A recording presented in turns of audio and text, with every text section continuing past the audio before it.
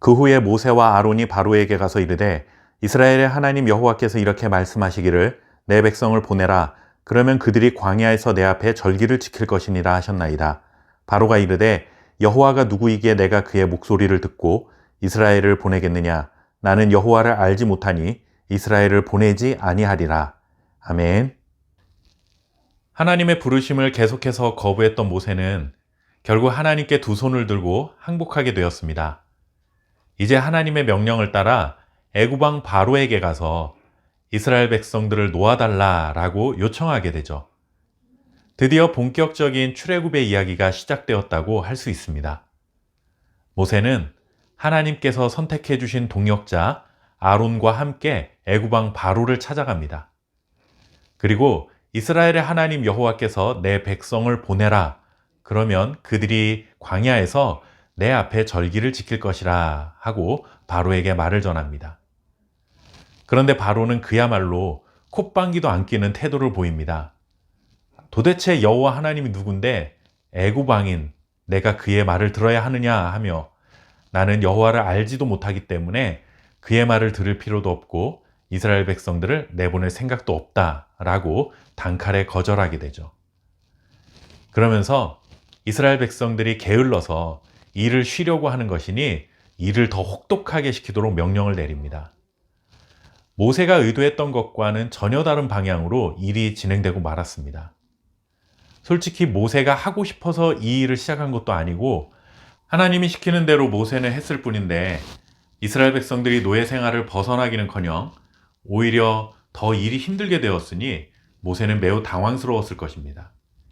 그리고 동포인 이스라엘 백성들로부터 원성을 들어야 할 애매한 처지가 되고 말았습니다. 이 장면에서 우리가 깨달아야 할 것이 있습니다. 하나님의 말씀에 전적으로 순종하는 마음으로 하나님의 일을 진행한다 해도 그 일이 하나의 막힘도 없이 아무런 장애물도 없이 진행되는 것은 아니라는 것입니다. 하나님께서 시작하신 일이니 별다른 어려움 없이 이루어질 것이라고 기대를 갖는 것은 어찌 보면 굉장히 당연한 일입니다. 모세의 마음속에도 그런 기대가 있었을 것이고 그래서 용기를 내서 바로 앞에 나아갔을 것입니다. 그런데 지금 이 상황은 도무지 이해가 되지 않습니다. 하나님의 명령에 순종해서 시작된 일인데 왜 오히려 상황이 더 악화되느냐 하는 것이죠. 우리의 삶에서도 마찬가지입니다. 아무리 하나님의 뜻을 따라 행한 일이라 할지라도 어려움 하나도 없이 그냥 계획했던 대로 일이 술술 풀려나가는 것만은 아닙니다. 하나님의 뜻을 따라 행하는 일이지만 오히려 세상 일보다 더 더딘 경우도 있고 생각지 못했던 어려움을 만날 수도 있습니다. 우리가 기억해야 할 것은 하나님의 사람들은 그런 상황을 신뢰하는 사람들이 아니라 어떤 상황에도 불구하고 반드시 약속을 이루시고야만은 신실하신 하나님을 신뢰하는 사람들이라는 것입니다. 그 자리에 가기까지 수없이 많은 장애물을 넘어야 할 수도 있고 때로는 돌부리에 걸려 넘어질 수도 있고 다른 사람들로부터 손가락질을 받을 수도 있지만 절대로 낙심해서 주저앉지 말아야 합니다.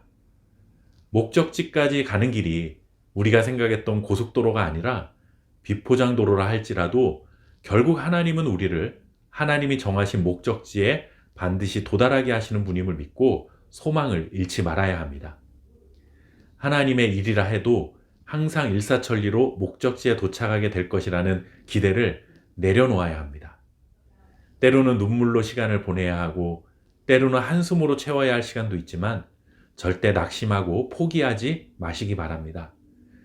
생각지도 못했던 장애물을 만나게 된 것처럼 생각지도 못했던 하나님의 기적과 같은 일하심을 통해 그 모든 장애물을 뛰어넘어 어느 순간 하나님이 정하신 목적지에 우리의 발이 닿아 있음을 경험하게 될 것입니다. 그날을 소망하며 지금의 어려움을 인내하며 승리하는 저와 여러분 될 수 있기를 바랍니다. 감사합니다.